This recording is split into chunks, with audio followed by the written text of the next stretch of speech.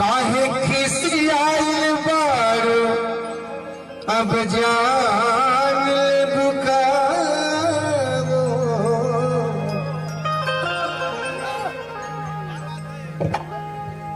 सही बताई संजीव भैया, 2 साल पहले हमसे भेटाइल भी पूरा लॉकडाउन भेटाइले नहीं। यादा कादा कहीं अगर गानों गौली है तो निर्गुणे गौली है, भजन गौली है रविरंजन। 2-2.5 साल में भेटाइल भी हमारे से ना हमारा पूरा टीम से अलग अलग एकर बल्कि रोज प्रोग्राम रहा था। काहे खिसियाइल बारो अब जन्म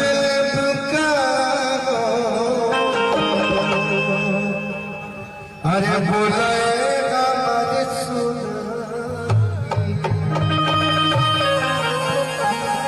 के बोलेगा मर धनिया। अरे बोला हम सुगनी अपना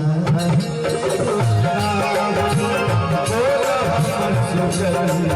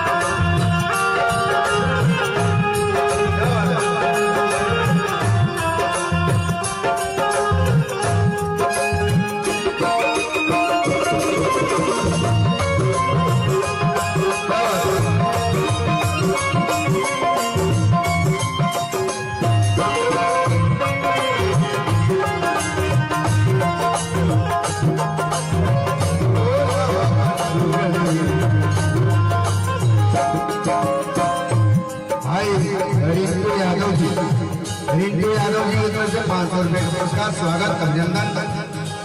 और आशीष बाबू बहुत ही दमदार कलाकार, आपके तरफ से ढेर सारा पुरस्कार, स्वागत बा। बाकी जाके कछुली चुनी हार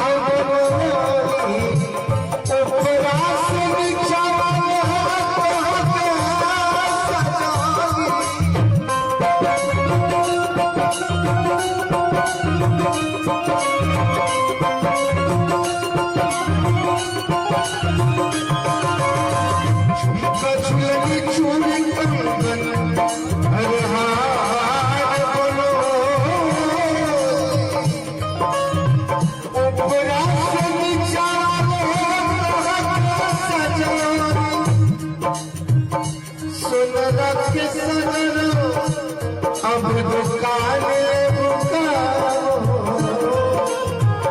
सोनरा के सगरो दुकान बुकाओ। तनी बोलना मोह खोलना तनी बोलना सुतल बारू साँझ से चदरिया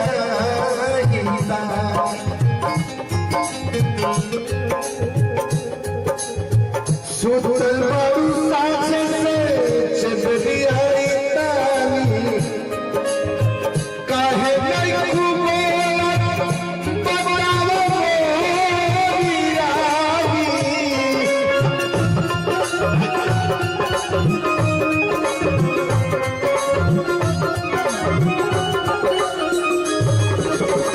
सुतल बारू साँझ से चदरिया काहे में खूबेला बताओ हमसे न बोलना कि ठान ले रुकाओ। हमसे न बोलना कि ठान ले रुकाओ।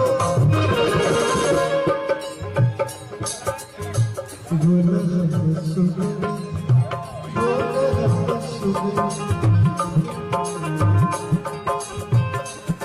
ऐसे न बोललो